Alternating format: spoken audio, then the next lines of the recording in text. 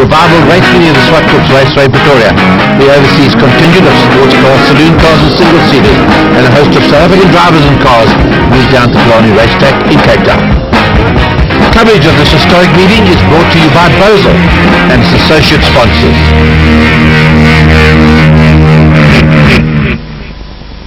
This was the day in which South Africans were going to see some of the fastest racing cars ever made. There was the Piper Porsche 917 and Ferrari P2, and the local Porsche 956, there it is, having its first outing at Killarney. It was also nice to have in South Africa two Aston Martins, one of which is driven by Martin Brewer from the UK. And Martin, listen, the cost of this car, I mean, it's a mighty expensive motor car to go racing around circuits. Yeah, it's about £100,000. And how long have you been racing it for? 5 years. It's unbelievable. And the sort of events that you've been racing Lots of Aston Martin Owners Club events in England, and then we take it to Spa in Belgium. Spa's a wonderful circuit. Yeah, that's fantastic. And this whole historic movement, of course, is growing all the time. Are there more Aston Martins racing overseas? Lots of Aston Martins racing in England, and we get a lot at Spa as well. So it's good. It's lovely to have drivers like that out in South Africa enjoying our hospitality. Race 1 coming up is the Paul Motors Classic Touring Car event in classes A, B and C. 31 cars, look at them all. 8 laps to go, and then round up a treat for Cape Town. Saul van der Merwe in the Thorpe Motors little Chevy. That's him on the right hand side. It's a 5-litre V8. It's through crowds over the years as they get away from the line. Alongside him was John Green, the 911. That's a Mauve RSR Porsche. They come down to the Conti corner on the first tour. It's Green in second position. On his inside, his teammate, which is France Pretoria. Look at them all coming through. And there's Cindy Evans in the Gordini, the little blue Gordini, mixing it there with Porsches and Sirocco's and Fords and Mazdas and a whole lot. It's Saul van der Merwe. Right hand side you picture Grieven, the Mauve Porsche. Vernon Bicknell now starting to put the pressure. That white Nationwide RSR Porsche right on France Pretoria's stuff. He's in the green car just behind the Saul, opens up a gap down to Shell Corner. He goes, uses all the roads. He opens up a nice gap there. He's got some heavy machinery behind him. Jerry van Vleck in the Mustang that's been doing well in the Cape over the last few years. He's settled down the Cape. Then it's the GT40 of Peter Bailey. Kevin Armstrong's in there, and it's Dave Kopka. He's coming along in the RX2 Mazda. So sorry, but the Porsches have got speed down that back straight. They're closing up fractionally as they get onto the brakes down the Cape Town end of the corner. It's Van der Merwe and Reed, and Bernard Bricknell's got a third. Van Vleck is in fifth spot, so there's Peter Bailey moved up with Dave Kopka in the Mazda. That RX2's done so well. Peter Lindenberg just behind him. Then we've got other Capris, we've got Porsches. This class racing all done in lap time. So whatever you drive, whether it be bigger or smaller, you do compete equally with other competitors. They all come up the road. Woodshed, Can-Am's in the lineup, Alan Bellina's in there from Cape Town as well. And Saul's under pressure. John Grieve is right on his toes to get on the brakes there for Quarry Corner. It's Van der Merwe. It is John Grieve and his teammate is behind. The Vernon Bicknell car, the Nationwide car, he's the boss man of Nationwide. They go down the hill. There's a real race going on here. Saul van der Merwe, a little Chevy, a locally brewed Chevy, was designed and built in South Africa on the Forensic body, has done great things in South Africa. It's sponsored there by Ford Motor Raceway Chef down the Cape, and he's got 3 hot Porsches on his car. And look at the other one, big fights going. We've got Escorts and Sirocco's, that could be Conrad Sparmer, he's right in there as well. We've got Alphas in every form of racing in South Africa. You'll always find an Alfa Romeo, and they are giving it an absolute full tank all around the circuit, with Ford mixing with them too.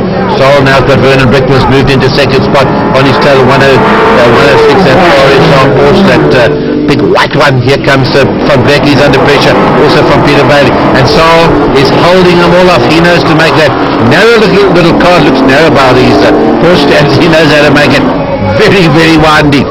He protects his lines. He comes up onto the brake markers here at the engine corner, heavy onto the brakes. Vernon Bricknell's driving his town. He's taken Grieve. He's holding on to second. John Grieve and France Pretorius, the teammates in their 911. Just behind, you can hear the power of those flat motors.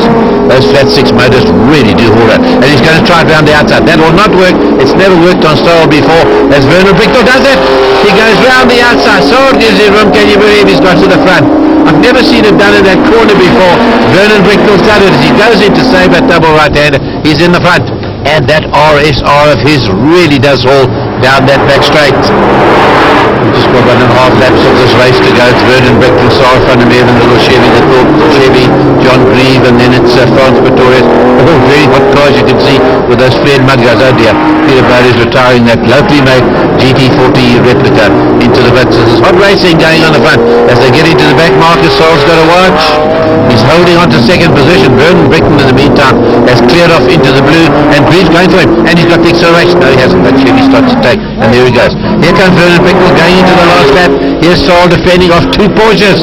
They both come from Pretoria, and they're right on his tail.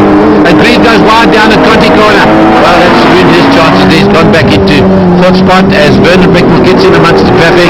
We've got the Capri there of Trevor Momberg's in there. There's Saul braking late. You know he's under pressure. Then it's France Pretorius is keeping it right in there with him. I think it's that body got more acceleration. Then Saul seems to get going. Kildenberg in the distances in the Basil Green, that Gunson Capri, the Bobby Althoff one that he raced in former years. As they get past some of the slower traffic, Green making a comeback. There's Peter Lindenberg in the BG Capri coming up to Sabad corner. But it's all going to be over. It's going to be Vernon Bricknell. There he is, late on the brakes, a bit of puff of smoke, and Saul defending. He's keeping it on the outside, taking a faster line through the Cape Town into the circuit. It's going to be Saul for second. Third is going to be France Pretorius. Here comes the winner. Nice win there for Vernon Bricknell in the Nationwide Porsche RSR. Saul the second, then Pretorius, and then John Grieve and Peter Lindenberg. You can see them there. Derek van Vleck, a good performance in the Mustang in sixth, and then it was Momberg and Dave Kopkin, that very successful Mazda RX-2. And really a wonderful win for you. Well, thanks very much, Roger. It was a very nice race, and we're going to have the second one just now, and with the big bangers from overseas, so hopefully we'll be a success. That's why you're really flying the place with again. And Saul's cars alongside you in the grid didn't seem to give you that much trouble. No, I didn't finish the race yesterday. In fact, I didn't start it. We had a problem with the flywheel, and so I started midfield on the grid today, and eventually managed to work my way up into the front, so it was a good run. Graham Bryant is on his fourth visit here to South Africa. We remember you, Graham, coming out in Cobras, which were very impressive. But now you have brought out your Morgan once again, and that is some motor car. Yeah, it's a great car. I bought it new in 1977 as a road car. I then developed it into a racing car, won the British Sports Car Championship in the mid-80s with it. I've won over 140 races in the car. You can still use it on the road if you wanted to. It retains, it's the same weight as a standard car. We just put a very modified motor, but based on a standard motor in it. It's been an incredible car. I then laid it up for a number of years while my son was growing up. He then started racing it a couple of years ago. And I bought him an MG which he raced, but he's now moved on to international racings, and he hopes to race in probably an Aston Martin or a prototype in the World Series in Le Mans. That's fantastic, wonderful progress. Now you say this motor's been modified. It is an absolute fact, because when you see it on the starting grid, you reckon, what is this Morgan doing amongst all these fancy sports cars? And suddenly you're up there with the best of them. But it's there are various people that develop these engines, but there's one particular guy who specialises in rovers. He produces 370 horsepower on his own type of fuel injection system. You can't really get any more power out of those engines than that, because the cylinder heads are a very old-fashioned design, and obviously out of the 4.6 litre you'd hope to get more horsepower. You don't actually need any more horsepower, because the chassis and suspension is very, very similar to the front suspension, very similar to the three-wheelers of 1910. It's still got sliding pillar front suspension, exactly as you have on a three-wheeler, and it's really, to some degree, success by default, because the car is very, very stiff as a standard car. Consequently, when you get a circuit that's reasonably smooth like this, it goes around the corners incredibly well by luck. Doesn't look like luck to me. A well-prepared Morgan and well-driven. It won the Castrol South African TTF Hotfoot just a week ago. It was the African extension pre-1968 historic sports cars, saloons, prototypes and replicas, and a lot of them around these days. Bryant in the front in the Morgan. Looks incredible. Real classic-looking British sports car. Bodies inside that yellow Chef Corvette that put General Motors really on the sports car map way back in the 60s and 70s on his tail. Another icon from American is Ben Morgan in his Mustang. No stickers on this to racing after a 2-year break, and Ben has now fixed up the back that retired him. He had a sore back or a spinal problem, and he's now come back with a vengeance, and he's right in there. France Pretorius is that orange Porsche, not too far behind with Dave Alexander on his tail with the latest 23. The Morgan's holding him off. Here comes Ben Morgan to take on the Springbk. Tries to do it around the outside. That Morgan's a 4.5 litre Rover. These guys are getting around the circuit about in 124s. They're getting around here very, very quickly indeed for cars that were built 30, 40 years ago. The Aston Martin Brew, he's been way by. France Pretorius this time in Austin Healy. The Cobra there is Rob Pringle's Cobra. He goes wide for that beautiful looking Healy. Sounds lovely too, that straight 6 motor there of France Pretorius. Peter Toy number 10. The Cobra Daytona Coupe in his Ben van der Best days. Let's face it, darts did do their share of winning in years go by in the 9-hour race at Killarney. Well, Ben Morgan, who's worrying Michael Campagna, he's from Europe, he's right on his tail. It's a Chevy versus a Ford, and in the front we've got a Morgan. So we've got a British car versus 2 American cars. Morgan who's flying this side, that side. It's V8s all the way, first, second and third. Here's Ben van der Best days. That was actually, as we say, 1 9-hour races in days gone by. On his tail is France Pretorius and then Rob Pringle. They're having a wonderful time, those 3 cars of varying size. A 1600 Cortina GT motor in the Dart, and then it's a 3 litre Healy, and then it'll be a big 5 litre Cobra motor in that third car, that little pack. And as the race goes on, it's the Morgan opening up the gap there. Dave Ryder's really flying along. He's well in front of him. Here's Ben Morgan now. He's trying on the other side now.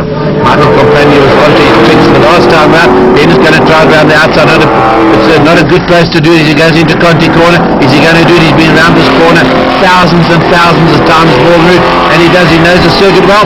And the Mustang has gone to second. It's a British Morgan. It's an American Mustang, a Ford Mustang, 5 litres of V8, and then it's a Springbk. Nice looking muscle car. When they took muscle car, that's really what that is. A little further behind, you can see France Pretorius in that orange 911 Porsche. They can hear those V8s in action. Oh dear. This is France Pretorius just retiring. Awesome. Here comes the Morgan to get the flag. It's Graham Bryant in the Morgan, takes it there ahead of Ben Morgan and Michael Campagna.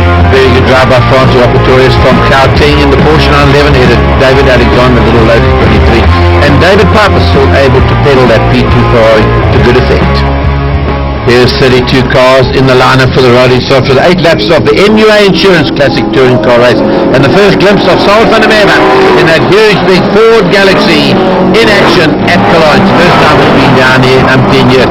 And into the front of this field goes Ben Morgan, closely followed by Saul van der Merwe and Tim Bowles from overseas.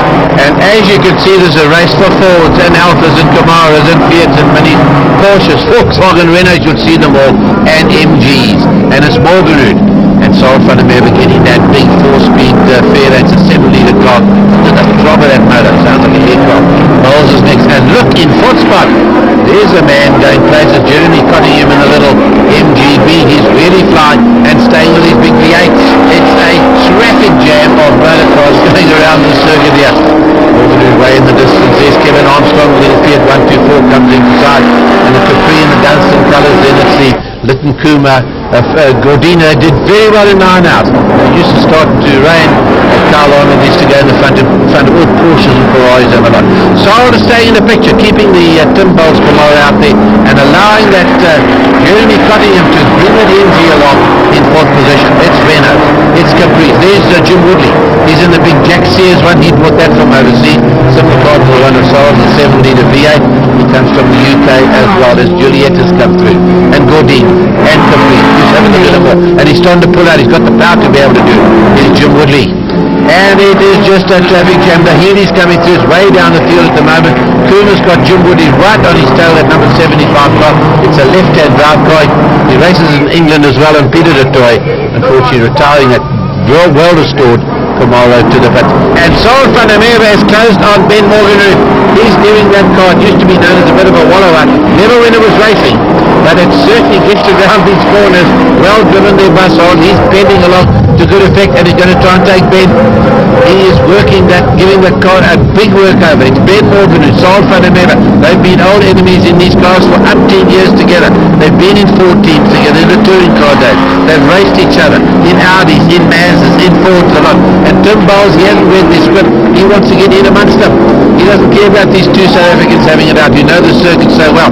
And Saul is getting that car to smoke around the corners.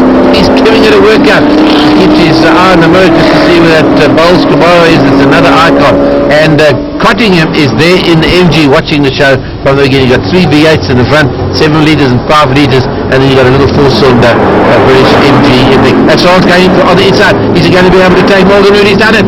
Saul, by just leaving that braking to the very last moment, those brakes must be so hot, has gone to the front ahead of Morgan Root, and he's got the acceleration. It's a lighter car. Woodley comes through, and all the others, and Capri's, and Lotus Cortinas. There's 2 of them racing together. Those were giant killing cars, and a Porsche spins. And it's Ezra De Beer spins his Porsche right in the middle of that pack. He's sponsored by Adunet. He was back in the race, he lost about 5 or 6 places. But this crowd has had a wonderful time today watching these cars. Ben Morgan Root goes back into the front, he's got Saul on his tail. We're getting towards the end of this race. And Tim Bowles in that Camaro would love to put it over those 2 South Africans as Morgan goes around the outside. But that Galaxy's got steam. It's got 2 litres more than Morgan Root's V8 Ford engine. There's a lot of Fords in the lineup. And he nearly did it. He had to brake so hard there to miss Ben Morgan. You can see him working that steering. He's got a bit of play in that steering wheel as well. Hasn't got the brakes, hasn't got the steering which he's used to, but Saul's giving it a full go, encouraged by this crowd, and Bowles is making a comeback. Is he? No, he's not going to get it. Saul is the last of the late breakers in that Ford Galaxy. They go into the Cape Town corner at the bottom end of the circuit, and Morgan Root's going to take, what's that Galaxy accelerator? There he goes. Boy, he just ducks down and goes, and as Ben Morgan Root takes it there, ahead of Saul van der Merwe and Tim Bowles. A very good drive he had in that Camaro. Cottingham did it for MG in 4th spot ahead of Kevin Armstrong, a little 124 Fiat, Keith Hoskins in an Alfa Giulietta, and Jacques Lambert in an Anglia. So Ben, how did you get into this? Roger, being a Ford dealer, it had to be a Ford, and having raced the Ford Mustang in Westbank, this was the ideal combination, and with my old nemesis Sarah van der Merwe racing in the Galaxy, it just seemed a very good idea. And this is quite a trick Mustang though, right? It's not really, it's pretty basic, but what's been done has been done very well. Brian Cook built the engine, it's pretty quick, and it does everything that I ask of it. There's the old firm back in business when you and Ben were giving it a full go. They're side by side, round the corner. The crowd were loving it. We've done so many laps together, you know, that we can practice that. I know exactly what he's going to do, and vice versa. So I don't mind being on his outside. I know he's not going to do something stupid now. But that is fantastic. So do you think of making another comeback maybe to motor racing? I mean, this whole classic car scene is looking up. But serious racing again? No, Roger, it's really racing involved. I love this stuff. So maybe I'll come and do the Springbk series with you. And let's hope he does as we get ready for the poolside service and Creepy Crawley sponsored pre-1978 historic Supersport sports prototypes, grand touring cars and replicas. The race over 8 laps, 26 wonderful cars, and be led by local man Ron Dobell. He comes from Johannesburg. He's in front in that B16 Chevron, and on his tail is Peter Lindenberg, a B19 Chevron, with tiny 2-litre cars.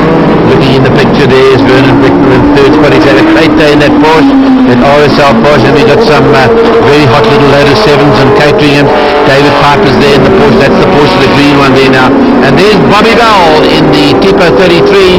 That's a car that was made for the Targa Floria by Alfa, just when Porsche and all the others were putting out of world sports car racing. Here comes about that. He's been waiting all the way by Peter Lindenberg. These are 2 different types of Chevron. You can see in the picture now. Very effective cars. And Vernon Brickman gets that Porsche down into first gear to go around there. Chris O'Neill's taken over the Lola T70 this time. He's line 4th, and David Piper still in there with him. He's in his 70s, and Bob Bell from the UK is on his tail in the Alpha. There he comes, that nice little Alpha. There's an Alpha engine. It's an FV8. It's a Lotus look-alike. It's been driven there by Peter Little, and a very effective car. He's staying up with all those overseas Henwick and specialised sports cars. And look at the Lotuses and Caterhams and Birkins and everything we've got in the field. As Chris O'Neill stays there with Vernon Brickman, the leaders are lapping the circuit at 1 minute 16. And when you think about it, cars that are made 35, 36 years ago are getting around Killarney, those sort of types like these cars, they are really flying. Very competent cars indeed. You can see them getting over the cement left down, the oil, the soak up the oil. And here comes Bobby Bell. He's getting past a couple of loaders. He's bringing David Piper with him. As they all come through towards us, it's Vernon Brickman, then it's Chris O'Neill, then it's Peter Little, and here comes Bobby Bell. He's past the lotuses. started way down the back in that beautiful looking Alpha. As I said, it's a little bit heavy, but it's certainly an effective car here. It's Chris O'Neill lying at the moment in fifth spot. Then that Maserati, is that effective or the little green car there being driven by Peter Little, and on his tail is Bobby Bell. Here's some more of them. 27 is Arno Church, and as we mention him, he spins the car in the back and reverses off the circuit. He's got a 2-litre Ford engine. A lot of different motors in these cars. You've got Opels and Toyotas, all sorts of motors. But Vernon Bricknell now got Bobby Bell on his tail. Chris O'Neill has got that Mazda still worrying him. That little, it's an MVH they call it, must be a Van Heerden car. They got caterings, you say, in Burkington. It's a car built very much like the Lotus M as they come in, and it's giving a good account of it, so staying right in there with that big 5-litre Lola. And Bricknell has got on his inside, he's trying to crowd him out, he's got Bobby Bell, takes the title line, and away he goes, and Bell moves up to third. Bricknell stays in fourth spot. He's had a very good day, as we say, here at Killarney in that RSR, such an effective motor car. Nice looking Alpha there. It's a pity they didn't carry on the sports car racing in that. Alpha 33 and Vernon Bricknell in the RSR 911 Porsche. The leader goes through for the last time around the Cape Town corner. Here's been a little bit faded a wee bit here. As he comes to the flag, he won 2 races at Swartkrifts. He's done the 3rd in a row. He's hat-trick. Grantal Bell comes through to win this one ahead of Peter Lindenberg, and then Bobby Bell's going to get through in 3rd spot, as you see, in the Alpha T33. Vernon Bricknell 4th, Chris O'Neill in the Lola, and then Peter Little in that Mazda ahead of David Piper, as we say, still able to pedal on to good effect in the Porsche. So another one chalked up there, Grant, in that beautiful looking car of yours. That B16 really is a great looker. A little bit of pressure there in the beginning from Peter Lindenberg. Yeah, Peter can really drive, and that car was just flying. I think really what it is though, his tires definitely came in quicker than mine. It took me 2 or 3 laps before I could really get a handle on the car, and he was right behind me the whole time. Of course, after that, tires came in and we could brake just a little bit every lap and get a bit of breathing space.